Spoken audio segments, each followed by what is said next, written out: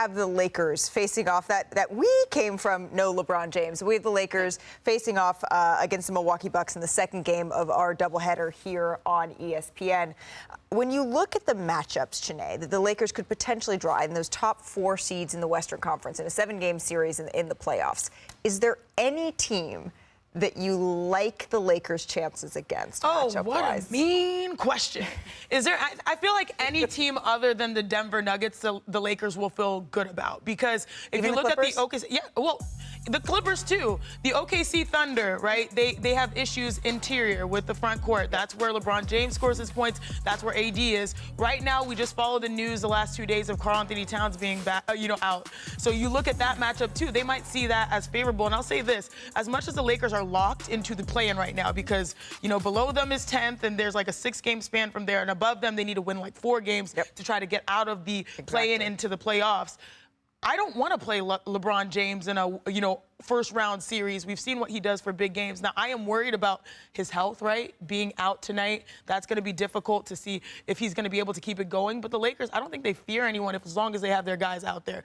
Maybe except the Nuggets and probably a little bit the Clippers. I mean, everyone fears the Nuggets. Yeah, as they should, right? I mean, look, I think when you look at the Lakers, they're not necessarily constructed as a great regular season team. To do that with the players they have over an 82-game schedule is going to be difficult. But in the playoffs, when you have Anthony Davis, LeBron James, and the way that they can play defense when they all are collected and they're on a string, they're a tough out for anybody. But that interior presence with those 2 guys is very difficult, except against the teams you mentioned, the Denver Nuggets, the Minnesota Timberwolves.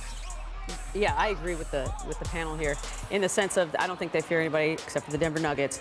I also don't want to play against them fully loaded. So if you even have to take a couple steps back here, because you can't really climb the ladder, in order to be healthy, because if there's one thing at the end of the day, what you want to be going into these things is healthy. Right. You want to be in and you want to be healthy. And after that, you know what, you roll the bones and you go out there and play, but I don't want to play the Lakers. That's the dance they're playing with LeBron James right now, right? This is just normal wear and tear on a 39-year-old ankle that he's had issues with the entire season, and he's just got to pick his spots.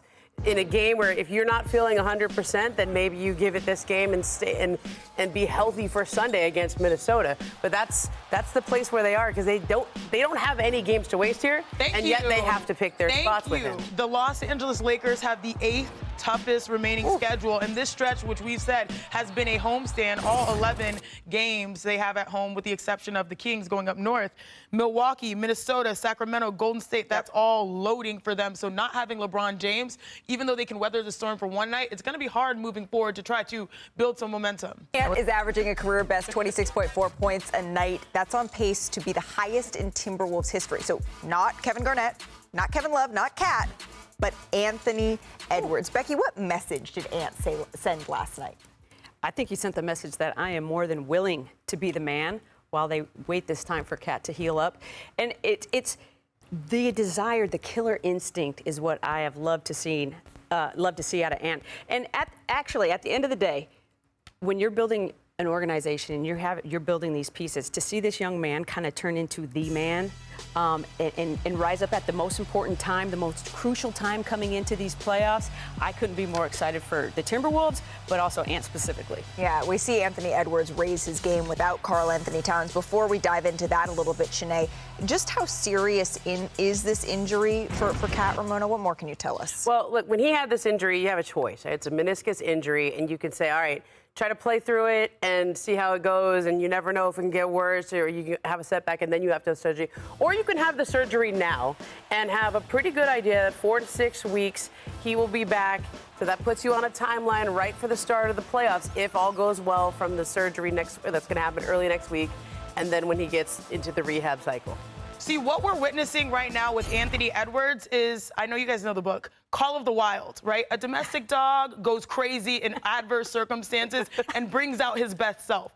This is the dog, this is the wolf that they've been waiting for. And I know it's a tough situation without Karl-Anthony Towns, but how good has he been? I think a lot of people were like, oh, he did this great for one game. No, actually, in the 3 games without Karl-Anthony Towns, Ant Edwards is averaging 37.3 points and no losses. Now, I don't think it's going to be those numbers for the foreseeable future, the month or some change that keeps coming without without Cat, but still, he's willing to take on that assignment of trying to keep the ship afloat, and to me, that's the most impressive thing. He was questionable coming into this game, but knowing Anthony Edwards, he is available to play in this one after rolling that ankle like we saw in the last game. But now we're marching towards the postseason. The Timberwolves are trying to secure that seeding so that they can have home court advantage through the playoffs. Just how important is that for them, Ramona? I think it's really important, but I also think, I talked to Chris Finch, the head coach of the Timberwolves, and he said, this isn't ideal for us right now. Karl-Anthony Towns, obviously a key performer for them over the last decade that he's been there, but they have 60 games from last year where Karl was out to draw on. They have a lineup with a lot of optionality. You have Naz Reid, who can also stretch the floor. They have Kyle Anderson, slow-mo, who can give him a different look and play more in that as a point forward if he's out there. So I think as much as this is not ideal for them at this point in the season, they also are built to handle this and get to the playoffs in good shape. Yeah, Ramona, I want to dive into that optionality because missing Karl-Anthony Towns means you're missing 22 points per game and a 42% three-point shooter. So as we dive into the tape and look at what they're missing, it's really someone that is able to space the floor. We've all said that he wants to be known as the best big man shooting the ball in the history of basketball. Yes. Well, he's shooting 42%. Everyone remembers the All-Star Game 50, right? But still, he has been consistent. And what does that allow Ant Edwards to go to work just by simply spacing the floor? Now, who is inserted into the optionality through the rotations? It's Naz Reid right there. What does Naz shoot? He shoots 41% from three. Ooh. Half of his shots are threes. So as much as they're missing Karl-Anthony Towns, this team was actually built by the same man who built the Denver Nuggets. Right, Tim Connolly.